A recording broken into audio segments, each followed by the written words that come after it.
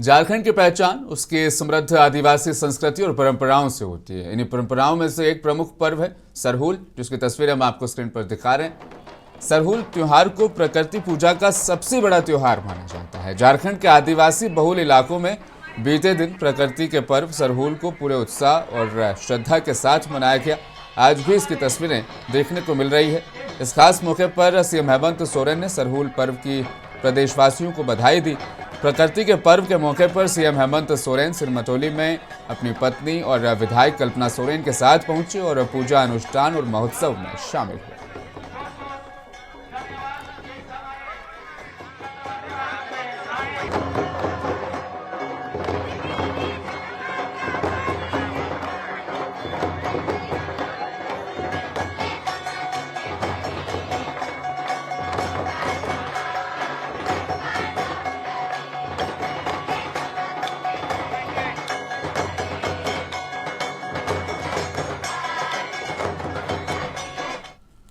तो वहीं इस मौके पर मुख्यमंत्री हेमंत सोरेन ने अपने संबोधन में कहा कि सिरमटोली के इस ऐतिहासिक स्थल पर आप सभी का हार्दिक स्वागत और अभिनंदन। मुख्यमंत्री ने कहा कि प्रकृति पर्व सरहुल महोत्सव से जुड़े सभी लोगों का मैं दिल से शुक्रिया अदा करता हूं, धन्यवाद देता हूं कि आज के इस शुभ अवसर पर आप लोगों ने इस परंपरा रीति रिवाज की डोर को आगे ले जाने का काम किया है। सरहुल का ऐसा पर्व है जो प्रकृति से जुड़ाव का संदेश देता है। प्रकृति से ही मनुष्य की यात्रा शुरू होती है और उसी में समाहित हो जाती है। आज प्रकृति के उपासक के रूप में इसे सजाना, संवारना और इसको अपने साथ जोड़े रखने का संकल्प लेने का दिन है। मुख्यमंत्री ने कहा, प्रकृति से ज्यादा ताकतवर कोई भी व्यवस्था नहीं है।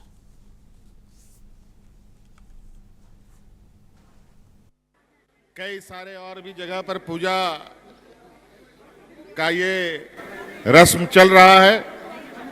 बहुत संक्षिप्त में आप सब लोगों को सिरमटोली के इस ऐतिहासिक धरोहर पर आप सबका हार्दिक अभिनंदन है, स्वागत है। और मैं सभी महान हमारे मुंडा जितने भी गुड़ेत जितना भी सामाजिक अगुवा लोग हैं उन सबका मैं तहे दिल से शुक्रिया अदा करता हूं और धन्यवाद देता हूं कि आज के इस शुभ अवसर पर आप लोगों ने परंपरा और रीति रिवाज के इस डोर को और आगे ले जाने का कार्य को पूरा किया है। और निश्चित रूप से ये हम लोगों की एक ऐसी गरिमाई और एक ऐसा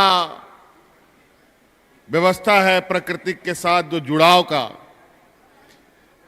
ये हमारे मानव जीवन और पूरे प्रकृति के जीव जंतु, चाहे जितने भी जीव हों, सभी लोगों के लिए एक ऐसा व्यवस्था है जहां से हम अपनी यात्रा शुरू करते हैं और जहां यात्रा हमारी खत्म होती है। आज उसके उपासक के रूप में इस प्रकृति को सजोना, संवारना और इसको अपने साथ जोड़े रखने का यह संकल्प का दिन और आगे आने वाले समय में भी इस प्रकृति की व्यवस्था को संतुलित बनाए रखने का एक ऐसी व्यवस्था आदिवासी समुदाय के द्वारा आदिकाल से चलाया जा रहा ये परंपरा निश्चित रूप से हमें एक ऐसे प्रेरणा देता है जहां शायद ही इसके ऊपर कोई हो। यहीं से हमारा जीवन शुरू होता है और इसी प्रकृति में हमारा जीवन समाप्त होता है। तो वहीं राज्य के पूर्व सीएम और भाजपा नेता बाबूलाल मरांडी ने भी राज्यवासियों को प्रकृति के पर्व सरहुल की बधाई दी। मरांडी ने एक्स पर लिखा, सरहुल के पावन पर्व की आप सभी को हार्दिक शुभकामनाएं। ये पर्व प्रकृति, संस्कृति और आदिवासी परंपराओं का संगम है जो हमें धरती, जल, जंगल और जीवन के प्रति कृतज्ञता व्यक्त करने की प्रेरणा देता है। ईश्वर से प्रार्थना है कि सरहुल आपके जीवन में सुख, शांति, समृद्धि और खुशहाली लेकर आए। झारखंड के सबसे बड़े प्रकृति पर्व सरहूल की शुरुआत हो चुकी है। राजधानी रांची सहित पूरे प्रदेश में उत्सव का माहौल है। चैत्र शुक्ल पक्ष की द्वितीया को होने वाली परंपराओं के साथ सरना स्थलों पर विशेष अनुष्ठान किए गए। पर्व को लेकर रांची के चप्पे चप्पे पर रौनक है। नगर निगम और पूजा समितियों ने शहर को रंगीन लाइटों से सजाया है और रास्तों में नृत्य प्रस्तुत भी किए जा रहे हैं।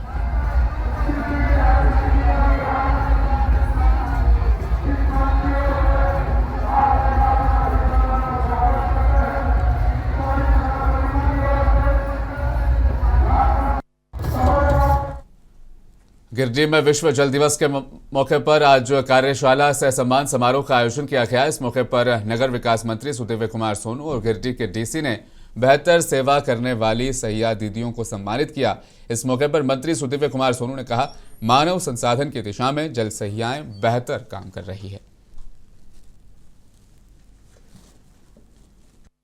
ह्यूमन रिसोर्सेज मानव संसाधन की दिशा में हमारी सहिया दीदियों को प्रशिक्षित करके ग्रामीण पेयजल आपूर्ति योजना से लेकर जल के संरक्षण से लेकर पेयजल के साफ स्वच्छ पेयजल जनता तक मुहैया कराने की दिशा में आपको माध्यम बनाया गया है।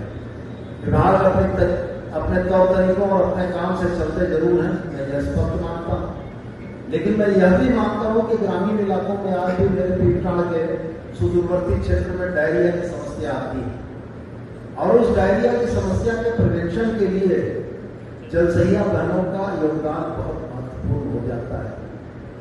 जब सरफेस वाटर पानी जो बारिश का है अगर किसी पेयजल स्रोत में जाने लगेगा तो डायरिया होगा और हमारी जलसहिया बहनों पर यह जवाबदेही है कि वो नागरिकों को, ग्रामीणों को इस बात के लिए जागरूक करें कि कुएं की जगत और मुंडेर इतनी ऊंची होनी चाहिए कि पानी बह के न जाए, जिससे कि पानी संक्रमित न हो।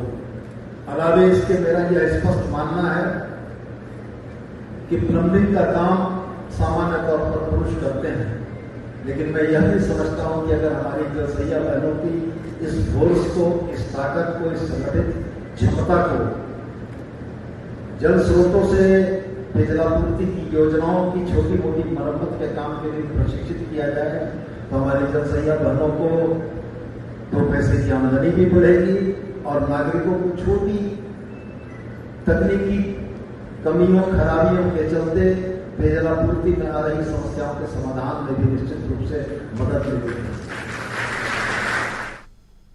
खूंटी जिले में 8 मार्च से 22 मार्च तक जल महोत्सव का यह पखवाड़ा मनाया गया। विश्व जल दिवस के मौके पर आज इसका समापन राज्य स्तरीय कार्यक्रम आयोजित करते हुए किया गया। इस मौके पर मुख्य अतिथि के तौर पर शामिल स्वच्छ भारत मिशन के डायरेक्टर मनोहर मरांडी ने बताया कि केंद्र सरकार और राज्य सरकार गांव-गांव में पेयजल उपलब्धता पर काम कर रही है।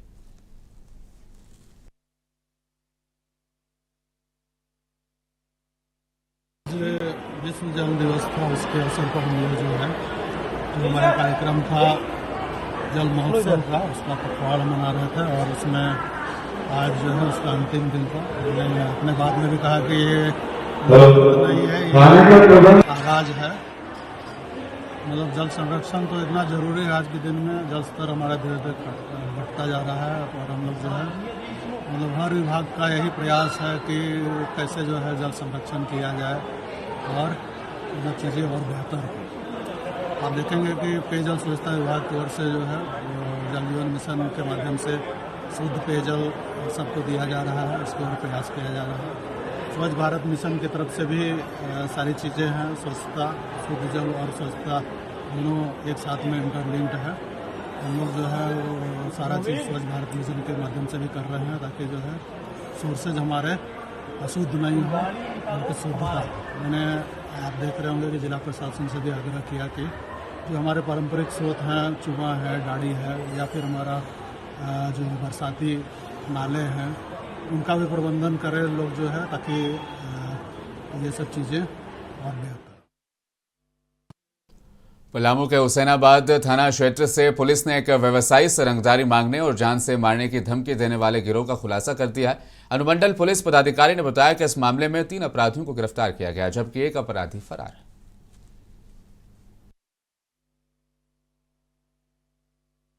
नमस्कार। 19/3/26 तारीख को एक सूचना थाना प्रभारी को मिला था लिखित आवेदन के द्वारा। हुसैनाबाद का एक मार्बल व्यवसायी हैं, उनको किसी अज्ञात व्यक्ति ने कॉल करके और मैसेज भी डाल के रंगदारी मांगा जा रहा है उनके द्वारा। तो जैसे ही सूचना मिला है उसके हिसाब से एक FIR भी रजिस्टर हुआ है BNS सेक्शंस में, और तुरंत एक स्पेशल इन्वेस्टिगेटिव टीम फॉर्म किया गया है और इसमें त्वरित कार्रवाई किए हैं। और अनुसंधान के हिसाब से 2 मुख्य अभियुक्त का नाम आया है और उनका नाम है रविशंकर कुमार सिंह और छोटू सिंह, जो शोभा हैदरनगर का रहने वाला लड़का है, और प्रिंस कुमार उर्फ प्रिंस कुमार मेहता, जो लोहरपुरा हैदरनगर का रहने वाले हैं। ये दोनों मुख्य अभियुक्त हैं। इसमें रविशंकर कुमार मेहता हमारा कस्टडी में है, वो जुडिशियल कस्टडी में चले जाएंगे अभी, और प्रिंस मेहता अभी फरार है। अब इनका मदद करने वाले जो ये रंगदारी करने के लिए इनके द्वारा जो यूज़ किए गए हैं और चोरी हुआ मोबाइल एक है और सिम कार्ड जो है इनको सप्लाई किए हैं। और इस कांड में भी जो क्रिमिनल कंस्पिरेटर्स हैं शुभम केसरी और अमन चौरसिया, दोनों भी हम अभी अरेस्ट किए हैं हमारा कस्टडी में, वो भी अभी जुडिशियल कस्टडी में भेज रहे हैं। तो इनके द्वारा जो यूज़ किए हैं, ये घटना घटित करने के लिए यूज़ किए हैं जो मोबाइल फ़ोन जिसमें IMEI है और जो सिम कार्ड है वो सब अभी बरामद हुआ है। इसमें कहने का ये है कि मतलब ये चारों लोगों को ऑलरेडी भी क्रिमिनल हिस्ट्री है, वो सारा डिटेल अभी प्रेस ब्रीफ में आपको शेयर कर रहे हैं। और इसमें जो मेन अभियुक्त है प्रिंस कुमार मेहता, जो अभी फरार है, वांटेड हैदरनगर में एक ये वाला अटेम्प्ट टू मर्डर वाला केस में वांटेड है, तो वो अभी फरार है। बाकी